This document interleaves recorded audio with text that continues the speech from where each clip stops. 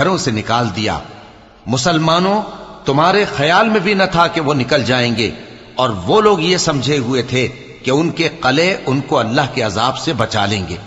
مگر اللہ نے ان کو وہاں سے آ لیا جہاں سے ان کو گمان بھی نہ تھا،